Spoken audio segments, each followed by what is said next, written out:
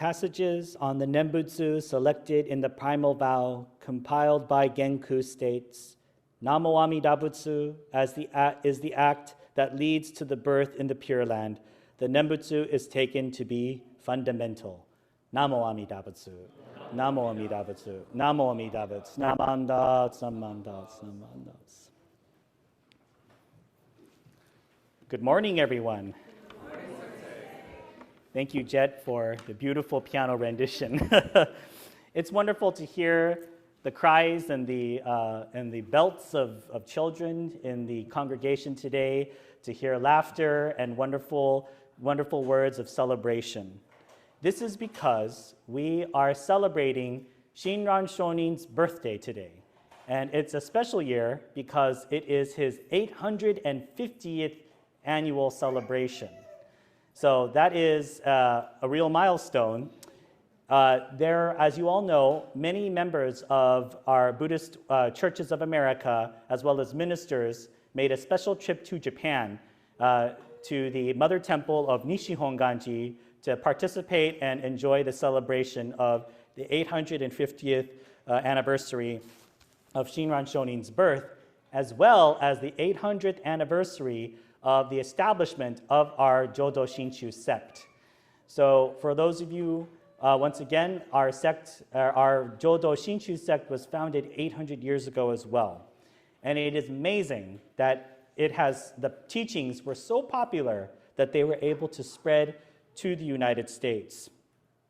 Yet we cannot forget the importance of our founder, Shinran Shonin, who was born in the year 1173 in Kyoto, Japan. In this place, and actually, if you look on the printed handout of the service today, you'll notice the picture on the front of the pamphlet. That is a special temple called Hino Tanjo-in. Everyone say that with me. Hino Tanjo-in. That is the temple that was built or erected on the very grounds that Shinran Shonin was born. Shinran Shonin was born in 1173, and here's a hard name to remember. His original name, or his first name when he was born, was not Shinran Shonin. It was Matsuwa Kamaru. Can you all say that? Oh, okay. Wow, very good. Matsuwa Kamaru was his first name. Now, imagine this. Sadly, your family isn't doing too well, and you realize through your young wisdom that life around you isn't very well either. Lots of people are suffering. Japan was in the midst of a terrible drought, a famine, terrible weather conditions at that time, and unfortunately, there was a civil war happening during Shinran Shonin's time as well. There was discord in the court. Now, when Shinran Shonin was born, into this perilous time, he also lost his mother at a very young age as well. This was a very sad event for him. His father supposedly also entered into the monastery when Shinran Shonin was at a very young age as well. Can anyone here remember at what age Shinran Shonin entered the temple? Yes. He was 8 by our standards, but 9 by theirs. Yes. Okay. Thank you for the scholarly answer, Alex. But for record's sake, he was 9 years old. Now, in our tradition of Nishihonganji, we are not able to become ordained as a priest until we are 16. Okay. Higashi Honganji, however, the Eastern Temple. We are the Western Temple. They are the Eastern Temple. You can become ordained as early as 9 years old. As early as 9 years old. I'm certain. I think there are there a couple of 9-year-olds in the congregation today? The oldest one. I know someone is. Dennis, are you 7 years old? 8. Oh, you're 8. So one more year, and you can go and get ordained if you wanted to. But you're going to have to shave your head. Is that okay? Okay? Okay, no, you don't want to shave your head? Okay. All right. Shinran Shonin was so touched and so in tune with the times that he was surrounded with, he realized he had to answer a higher calling, and that was to become a priest of Buddhism. And during that time, he realized that he wanted to become a priest to help alleviate and ease the suffering all around him. It's very important. This is why, we should become priests, right? You look at a lot of people were remarking on how beautiful the blue robes are today, right?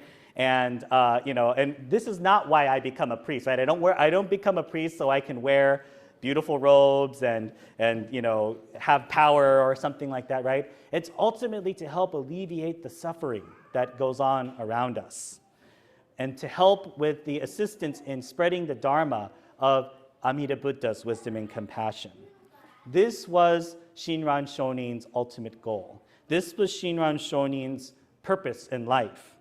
He echoes the teachings of his master Honen to all of us, that the Nembutsu, Namo Amida Butsu, is for everybody. It's for you, it's for me, it's for they, it's for them, it's for all people. And what a beautiful message this is. And this is why I actually talked about this today in the Gosandai, because, I don't need to give another Dharma talk. I think Jasper's stealing the show from me, so maybe we... No worries, of course. No, this is wonderful. I can't think of a more perfect occasion to have many children in our midst today of Gotane. We are celebrating a birthday today, of course. But this, of course, is, again, why it is so important and why this teaching has spread so far and wide.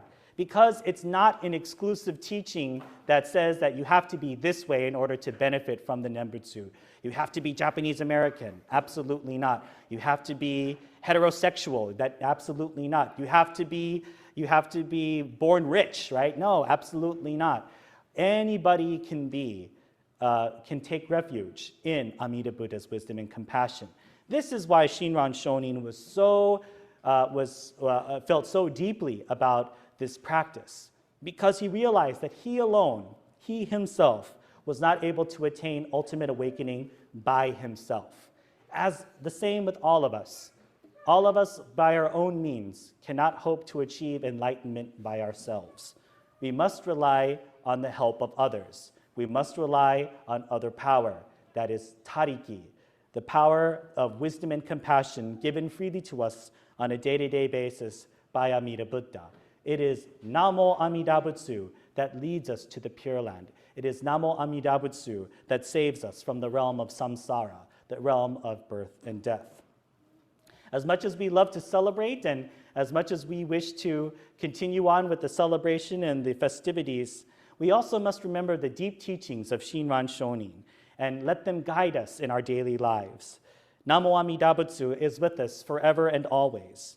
We don't have to say we don't have to reserve Namo Amida Butsu just for the temple. When you go out from the temple and you see a great sense of profound kindness, of profound wisdom, this is when we put our hands together and say Namo Amida Butsu. Not when the wisdom comes from ourselves or from others, or from ourselves when we're trying to teach others or tell others what to do, but when others give us a great teaching and realize that we alone cannot attain perfect enlightenment, so therefore must rely on Namo Amida Butsu. Dharma school students, all of you probably celebrate a birthday. You all probably celebrate your birthdays every year. This is a wonderful occasion. Think though about how, when we celebrate these birthdays, what goes into celebrating them, right? All of the people who surround and love you, all of the people who embrace you in their community, in our community. It is not just you, it is not just me. It is all of us, one and all, who are embraced by Amida Buddha's wisdom and compassion. I thank you all for joining us for this auspicious occasion today. Today, May 21st, marks the 850th anniversary of Shinran Shonin's birth. Without Shinran Shonin's birth, we would not be here today. Without Shinran Shonin's birth, I do not believe that we would be reciting Namo Amida Butsu with great joy and gratitude in our hearts. So with this in mind, please put your hands together and recite Namo Amida Butsu with me. Namo Amida Butsu. Namo Amida Butsu. Namo Amida Butsu. Namandats, namandats, namandats.